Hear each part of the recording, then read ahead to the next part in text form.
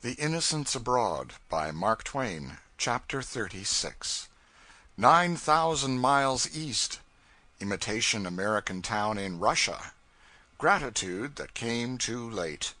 To visit the autocrat of all the Russias. We have got so far east now, 155 degrees of longitude from San Francisco, that my watch cannot keep the hang of the time any more. It has grown discouraged, and stopped. I think it did a wise thing. The difference in time between Sebastopol and the Pacific coast is enormous. When it is 6 o'clock in the morning here, it is somewhere about week before last in California. We are excusable for getting a little tangled as to time. These distractions and distresses about the time have worried me so much that I was afraid my mind was so much affected that I never would have any appreciation of time again. But when I noticed how handy I was yet about comprehending when it was dinner time, a blessed tranquillity settled down upon me, and I am tortured with doubts and fears no more.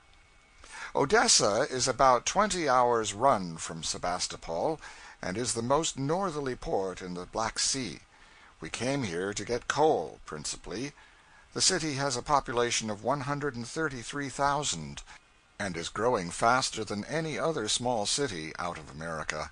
It is a free port, and is the great grain mart of this particular part of the world.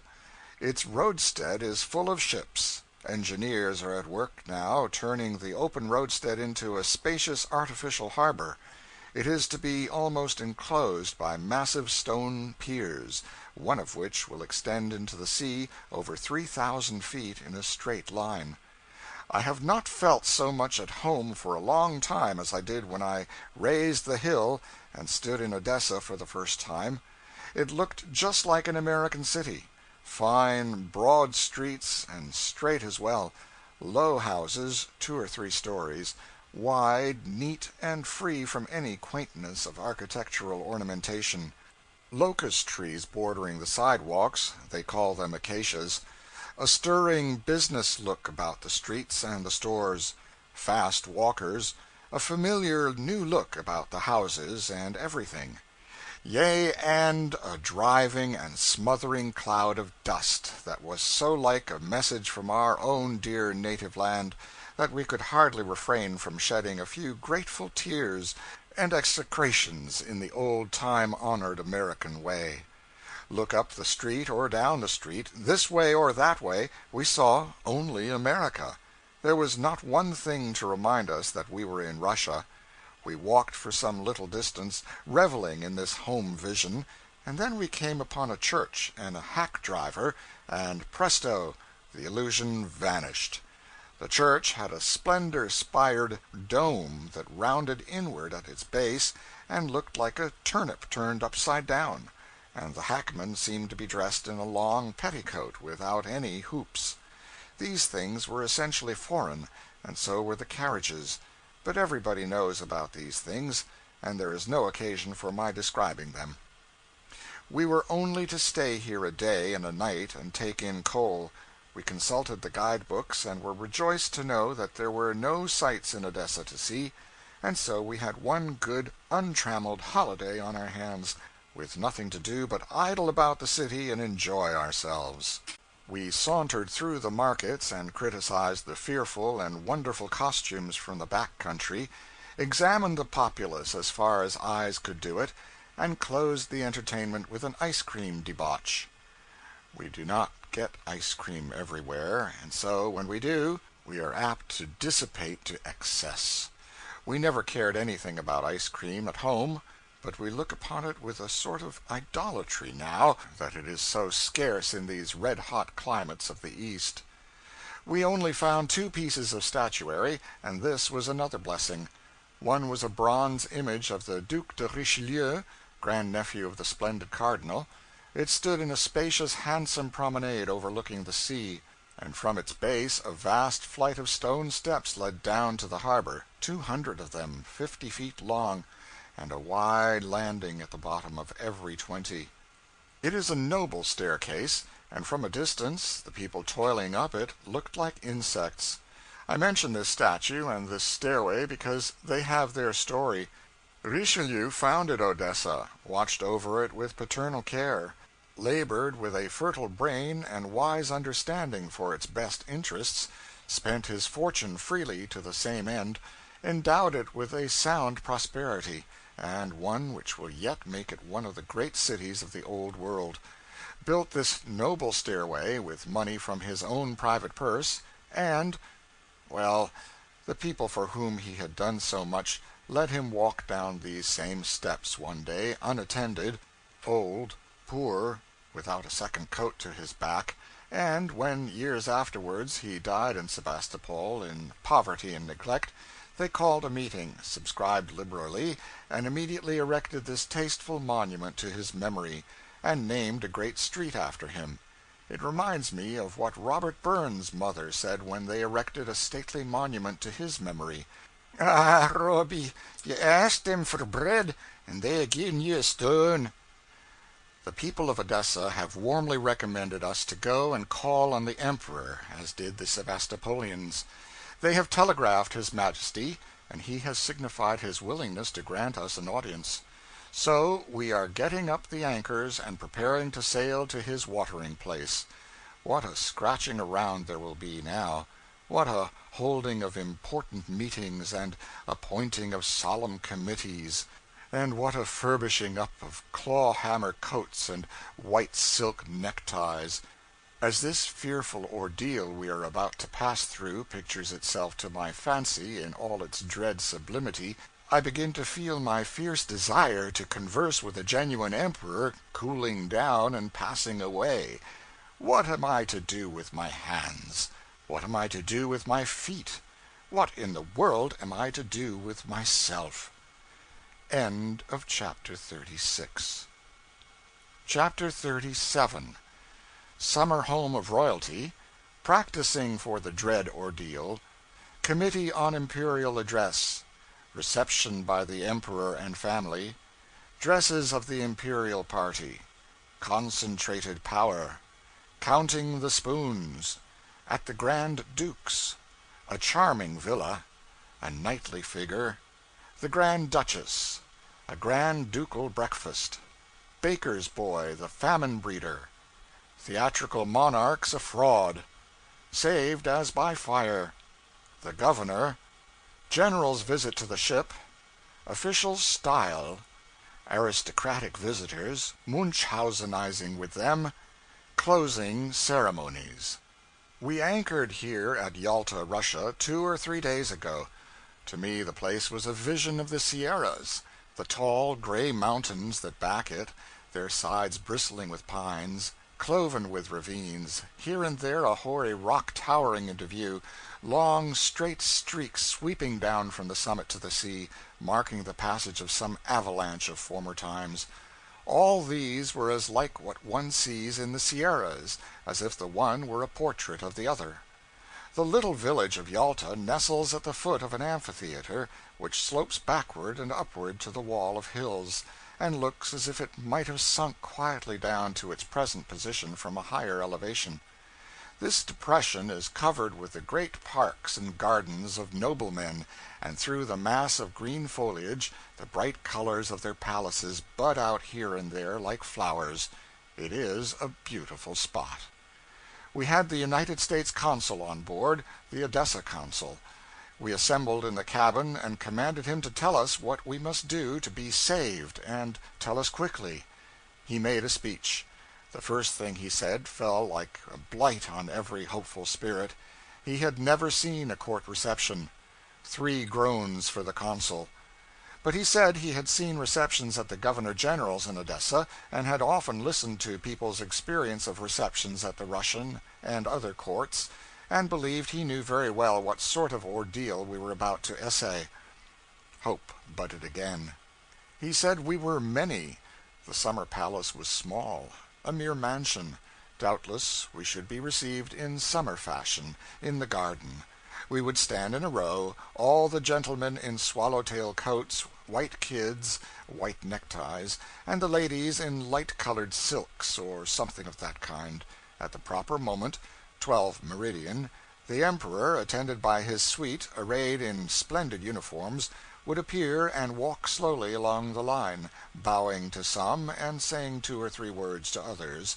At the moment His Majesty appeared, a universal, delighted, enthusiastic smile ought to break out like a rash among the passengers, a smile of love, of gratification, of admiration; and with one accord the party must begin to bow, not obsequiously, but respectfully and with dignity. At the end of 15 minutes the Emperor would go in the house, and we could run along home again. We felt immensely relieved. It seemed, in a manner, easy. There was not a man in the party but believed that with a little practice he could stand in a row, especially if there were others along. There was not a man but believed he could bow without tripping on his coat tail and breaking his neck. In a word, we came to believe we were equal to any item in the performance except that complicated smile. The consul also said we ought to draft a little address to the Emperor, and present it to one of his aides de camp, who would forward it to him at the proper time. Therefore 5 gentlemen were appointed to prepare the document, and the 50 others went sadly smiling about the ship, practicing. During the next 12 hours we had the general appearance, somehow, of being at a funeral, where everybody was sorry the death had occurred, but glad it was over; where everybody was smiling, and yet broken-hearted. A committee went ashore to wait on His Excellency the Governor-General and learn our fate. At the end of 3 hours of boding suspense, they came back and said the Emperor would receive us at noon the next day, would send carriages for us, would hear the address in person. The Grand Duke Michael had sent to invite us to his palace also. Any man could see that there was an intention here to show that Russia's friendship for America was so genuine as to render even her private citizens objects worthy of kindly attentions. At the appointed hour we drove out 3 miles, and assembled in the handsome garden in front of the Emperor's palace. We formed a circle under the trees before the door, for there was no one room in the house able to accommodate our 80 persons comfortably, and in a few minutes the imperial family came out, bowing and smiling, and stood in our midst. A number of great dignitaries of the empire, in undress unit forms, came with them. With every bow His Majesty said a word of welcome. I copy these speeches. There is character in them, Russian character, which is politeness itself and the genuine article. The French are polite, but it is often mere ceremonious politeness. A Russian imbues his polite things with a heartiness, both of phrase and expression, that compels belief in their sincerity. As I was saying, the Czar punctuated his speeches with bows. "Good morning. I am glad to see you. I am gratified. I am delighted. I am happy to receive you." All took off their hats, and the consul inflicted the address on him. He bore it with unflinching fortitude, then took the rusty-looking document and handed it to some great officer or other to be filed away among the archives of Russia in the stove. He thanked us for the address, and said he was very much pleased to see us, especially as such friendly relations existed between Russia and the United States. The Empress said the Americans were favorites in Russia, and she hoped the Russians were similarly regarded in America. These were all the speeches that were made, and I recommend them to parties who present policemen with gold watches, as models of brevity and point. After this the Empress went and talked sociably, for an Empress, with various ladies around the circle. Several gentlemen entered into a disjointed general conversation with the Emperor. The dukes and princes, admirals, and maids of honor dropped into free and easy chat with first one and then another of our party, and whoever chose stepped forward and spoke with the modest little Grand Duchess Marie, the Czar's daughter. She is 14 years old, light-haired, blue-eyed, unassuming, and pretty. Everybody talks English.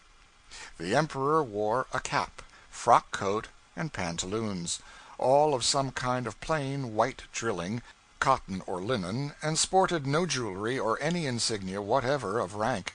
No costume could be less ostentatious. He is very tall and spare, and a determined-looking man, though very pleasant-looking one nevertheless. It is easy to see that he is kind and affectionate. There is something very noble in his expression when his cap is off. There is none of that cunning in his eye that all of us noticed in Louis Napoleon's. The Empress and the little Grand Duchess wore simple suits of foulard, or foulard silk, I don't know which is proper, with a small blue spot in it. The dresses were trimmed with blue. Both ladies wore broad blue sashes about their waists, linen collars and clerical ties of muslin, low-crowned straw hats trimmed with blue velvet, parasols, and flesh-colored gloves. The Grand Duchess had no heels on her shoes. I do not know this of my own knowledge, but one of our ladies told me so. I was not looking at her shoes. I was glad to observe that she wore her own hair, plaited in thick braids against the back of her head, instead of the uncomely thing they call a waterfall, which is about as much like a waterfall as a canvas-covered ham is like a cataract. Taking the kind expression that is in the Emperor's face and the gentleness that is in his young daughters into consideration, I wondered if it would not tax the Czar's firmness to the utmost to condemn a supplicating wretch to misery in the wastes of Siberia if she pleaded for him. Every time their eyes met, I saw more and more what a tremendous power that weak, diffident schoolgirl could wield if she chose to do it. Many and many a time she might rule the autocrat of Russia, whose lightest word is law to 70 millions of human beings. She was only a girl, and she looked like 1,000 others I have seen, but never a girl provoked such a novel and peculiar interest in me before. A strange new sensation is a rare thing in this humdrum life, and I had it here. There was nothing stale or worn out about the thoughts and feelings the situation and the circumstances created. It seemed strange, stranger than I can tell, to think that the central figure in the cluster of men and women, chatting here under the trees like the most ordinary individual in the land, was a man who could open his lips and ships would fly through the waves, locomotives would speed over the plains, couriers would hurry from village to village, 100 telegraphs would flash the word to the four corners of an empire that stretches its vast proportions over a seventh part of the habitable globe, and a countless multitude of men would spring to do his bidding. I had a sort of vague desire to examine his hands and see if they were of flesh and blood like other men's. Here was a man who could do this wonderful thing, and yet, if I chose, I could knock him down. The case was plain, but it seemed preposterous nevertheless, as preposterous as trying to knock down a mountain or wipe out a continent. If this man sprained his ankle, 1,000,000 miles of telegraph would carry the news over mountains, valleys, uninhabited deserts, under the trackless sea, and 10,000 newspapers would prate of it. If he were grievously ill, all the nations would know it before the sun rose again. If he dropped lifeless where he stood, his fall might shake the thrones of half a world. If I could have stolen his coat, I would have done it. When I meet a man like that, I want something to remember him by. As a general thing, we have been shown through palaces by some plush-legged filigreed flunkey or other who charged a franc for it. But after talking with the company half an hour, the Emperor of Russia and his family conducted us all through their mansion themselves. They made no charge. They seemed to take a real pleasure of it. We spent half an hour idling through the palace, admiring the cozy apartments and the rich but eminently homelike appointments of the place, and then the imperial family bade our party a kind good-bye and proceeded to count the spoons. An invitation was extended to us to visit the palace of the eldest son, the Crown Prince of Russia, which was near at hand. The young man was absent, but the dukes and countesses and princes went over the premises with us as leisurely as was the case at the Emperor's, and conversations continued as lively as ever. It was a little after 1 o'clock now. We drove to the Grand Duke Michael's, a mile away, in response to his invitation previously given. We arrived in 20 minutes from the Emperor's. It is a lovely place. The beautiful palace nestles among the grand old groves of the park. The park sits in the lap of the picturesque crags and hills, and both look out upon the breezy ocean. In the park are rustic seats, here and there, in secluded nooks that are dark with shade. There are rivulets of crystal water, there are lakelets with inviting grassy banks, there are glimpses of sparkling cascades through openings in the wilderness of foliage. There are streams of clear water gushing from mimic knots on the trunks of forest trees. There are miniature marble temples perched upon gray old crags. There are airy lookouts whence one can gaze upon a broad expanse of landscape and ocean. The palace is modeled after the choicest forms of Grecian architecture, and its wide colonnades surround a central court that is banked with rare flowers that fill the place with their fragrance, and in their midst springs a fountain that cools the summer air, and may possibly breed mosquitoes, but I do not think it does. The Grand Duke and his Duchess came out, and the presentation ceremonies were as simple as they had been at the Emperor's. In a few minutes conversation was under way as before. The Empress appeared in the veranda, and the little Grand Duchess came out into the crowd. They had beaten us there. In a few minutes the Emperor came himself on horseback. It was very pleasant. You can appreciate it if you ever visited royalty and felt occasionally that possibly you might be wearing out your welcome, though as a general thing I believe royalty is not scrupulous about discharging you when it is done with you. The Grand Duke is the third brother of the Emperor, is about 37 years old, perhaps, and is the princeliest figure in Russia. He is even taller than the Czar, as straight as an Indian, and bears himself like one of those gorgeous knights we read about in romances of the Crusades. He looks like a great-hearted fellow who would pitch an enemy into the river in a moment, and then jump in and risk his life fishing him out again. The stories they tell of him show him to be of a brave and generous nature. He must have been desirous of proving that Americans were welcome guests in the imperial palaces of Russia, because he rode all the way to Yalta and escorted our procession to the Emperor's himself, and kept his aides scurrying about, clearing the road and offering assistance wherever it could be needed. We were rather familiar with him then, because we did not know who he was. We recognized him now, and appreciated the friendly spirit that prompted him to do us a favor that any other Grand Duke in the world would have doubtless declined to do. He had plenty of servitors whom he could have sent, but he chose to attend to the matter himself. The Grand Duke was dressed in the handsome and showy uniform of a Cossack officer. The Grand Duchess had on a white alpaca robe, with the seams and gores trimmed with black barb lace, and a little gray hat with a feather of the same color. She is young, rather pretty, modest and unpretending, and full of winning politeness. Our party walked all through the house, and then the nobility escorted them all over the grounds, and finally brought them back to the palace about 2:30 to breakfast. They called it breakfast, but we would have called it luncheon. It consisted of 2 kinds of wine, tea, bread, cheese, and cold meats, and was served on the center tables, in the reception room and the verandas, anywhere that was convenient. There was no ceremony. It was a sort of picnic. I had heard before that we were to breakfast there, but Blucher said he believed Baker's boy had suggested it to His Imperial Highness.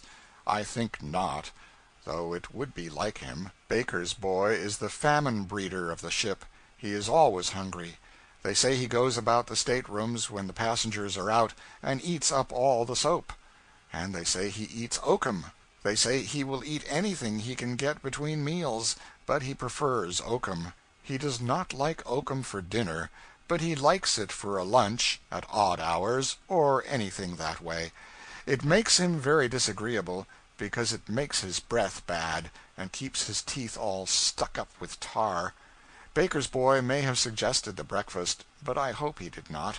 It went off well, anyhow.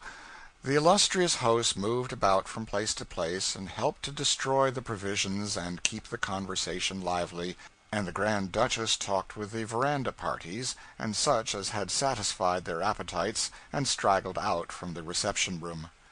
The Grand Duke's tea was delicious. They give one a lemon to squeeze into, or iced milk if he prefers it. The former is best. This tea is brought overland from China. It injures the article to transport it by sea. When it was time to go, we bade our distinguished hosts good-bye, and they retired happy and contented to their apartments to count their spoons. We had spent the best part of half a day in the home of royalty, and had been as cheerful and comfortable all the time as we could have been in the ship. I would as soon have thought of being cheerful in Abraham's bosom as in the palace of an emperor. I supposed that emperors were terrible people. I thought they never did anything but wear magnificent crowns and red velvet dressing gowns with dabs of wool sewed on them in spots, and sit on thrones and scowl at the flunkies and the people in the parquet, and order dukes and duchesses off to execution. I find, however, that when one is so fortunate as to get behind the scenes and see them at home and in the privacy of their firesides, they are strangely like common mortals. They are pleasanter to look upon than they are in their theatrical aspect. It seems to come as natural to them to dress and act like other people as it is to put a friend's cedar pencil in your pocket when you are done using it. But I can never have any confidence in the tinsel kings of the theater after this. It will be a great loss.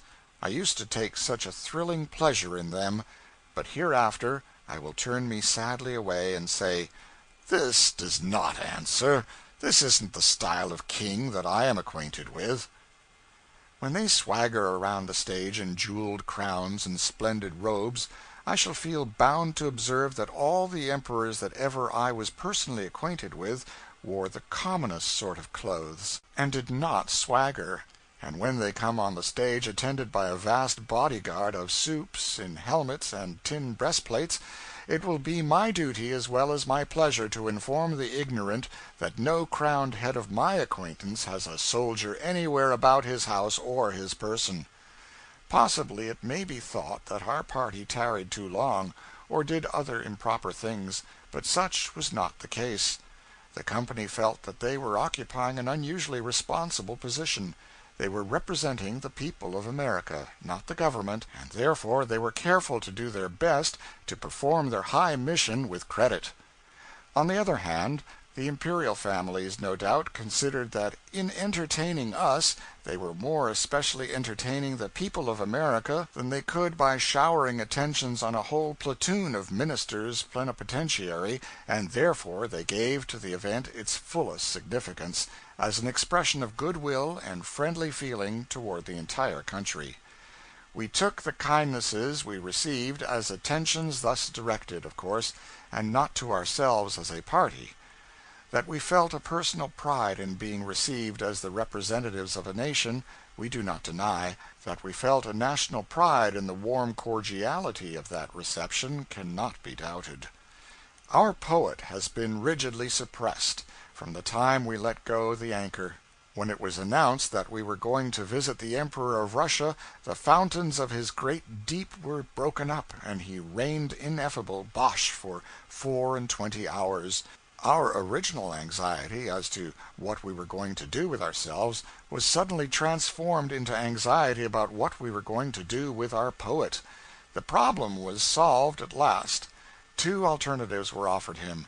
He must either swear a dreadful oath that he would not issue a line of his poetry while he was in the Czar's dominions, or else remain under guard on board the ship until we were safe at Constantinople again. He fought the dilemma long, but yielded at last. It was a great deliverance. Perhaps the savage reader would like a specimen of his style. I do not mean this term to be offensive. I only use it because the gentle reader has been used so often that any change from it cannot but be refreshing. Save us and sanctify us, and finally, then, see good provisions we enjoy while we journey to Jerusalem. For so man proposes, which it is most true, and time will wait for none, nor for us too. The sea has been unusually rough all day. However, we have had a lively time of it anyhow. We've had quite a run of visitors. The Governor-General came, and we received him with a salute of 9 guns. He brought his family with him. I observed that carpets were spread from the pier head to his carriage for him to walk on, though I have seen him walk there without any carpet when he was not on business. I thought maybe he had what the accidental insurance people might call an extra hazardous policy joke, but not above mediocrity, on his boots, and wished to protect them, but I examined and could not see that they were blacked any better than usual. It may have been that he had forgotten his carpet before, but he did not have it with him anyhow. He was an exceedingly pleasant old gentleman. We all liked him, especially Blucher. When he went away, Blucher invited him to come again and fetch his carpet along. Prince Dolgoruki and a grand marshal or two, whom we had seen yesterday at the reception, came on board also. I was a little distant with these parties at first, because when I have been visiting emperors I do not like to be too familiar with people I only know by reputation, and whose moral characters and standing in society I cannot be thoroughly acquainted with. I judged it best to be a little offish at first. I said to myself, princes and counts and grand admirals are all very well, but they are not emperors, and one cannot be too particular about who he associates with. Baron Wrangel came, also. He used to be Russian ambassador at Washington. I told him I had an uncle who fell down a shaft and broke himself in two as much as a year before that. That was a falsehood, but then I was not going to let any man eclipse me on surprising adventures merely for the want of a little invention. The Baron is a fine man, and is said to stand high in the Emperor's confidence and esteem. Baron Unger Sternberg, a boisterous, whole-souled old nobleman, came with the rest. He is a man of progress and enterprise, a representative man of the age. He is the chief director of the railway system of Russia, a sort of railroad king. In his line he is making things move along in this country. He has traveled extensively in America. He says he has tried convict labor on his railroads, and with perfect success. He says the convicts work well, and are quiet and peaceable. He observed that he employs nearly 10,000 of them now. This appeared to be another call on my resources. I was equal to the emergency. I said we had 80,000 convicts employed on the railways in America, all of them under sentence of death for murder in the first degree. That closed him out. We had General Todleben, the famous defender of Sebastopol during the siege, and many inferior army and also navy officers, and a number of unofficial Russian ladies and gentlemen.